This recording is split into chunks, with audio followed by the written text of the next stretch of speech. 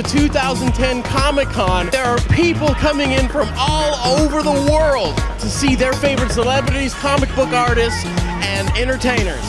We are going to take you inside for an exclusive 3D peek at the Battlestar Galactica panel, interview some of the cast and crew, and take you inside to meet these incredible and wonderful fans that make Comic-Con such an incredible event.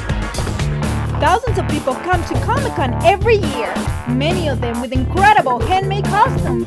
We talked to some of the fans to see what keeps them coming back again and again.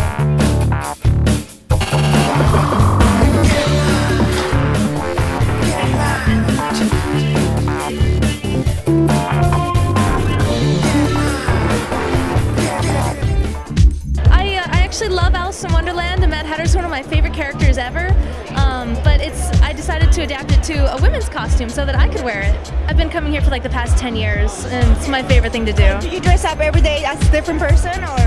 Yeah, kind of. Like I do small cosplays from like Dr. Horrible, or I actually have different Alice costumes, but usually I leave Sunday as my casual day.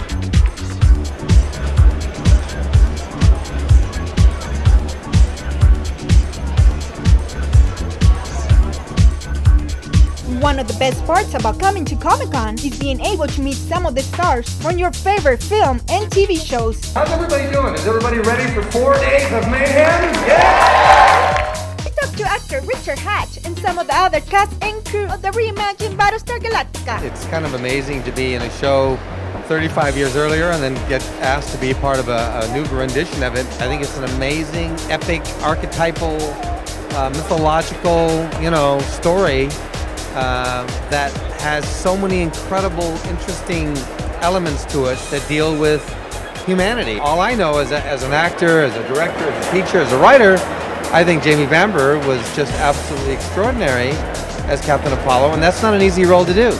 It's much easier to play the bad boy. The only thing that was different between his Apollo and mine was that his Apollo got laid a lot more than I did. Comic-Con has become like Cannes in France. The whole world comes here. Actors beyond the sci-fi demographic come here. You have actors, writers, directors, producers here, the networks are here, the studios are here. This has become a huge, huge event. In 3D, how about this? How about Richard Hatch, Tom Zarek, Richard Hatch? So say we all. So say we all, so say we all, so say we all. One of the most prolific, most amazing young composers that I have ever had the fortune to meet and work with, McCreary. You cannot believe how talented and gifted this guy is. For 5 or 6 years now, Richard Hatch was the first person to insist that I come check it out and let me be on his panel, and now it's become a yearly tradition. Before Battlestar Galactica, which other shows did you do? Nothing. Battlestar Galactica was my first show. At first it started where I was inspired by the writing and the performances and the acting and the story, and I'd write music that fits a story. But by the end, the writers started calling me and talking about the music before they wrote their scripts. And I know that some directors played my music on the set.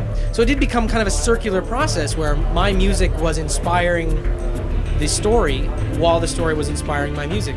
How is it different writing the music for Caprica than Battlestar Galactica? Caprica is a very different sound. Battlestar is tribal and primal and primitive and ancient, and Caprica is a much gentler, more Western, classical, orchestral sound. I'm working on Eureka. I am doing Human Target for Fox. I did a show called Terminator, the Sarah Connor Chronicles. I'm branching off into movies and video games and still doing a lot of TV, and it's exciting. And your first interview in 3D. This is my first interview in 3D, but I hope not my last. What was your favorite part when you were in Battlestar? You know what? My favorite part was hanging out with everybody.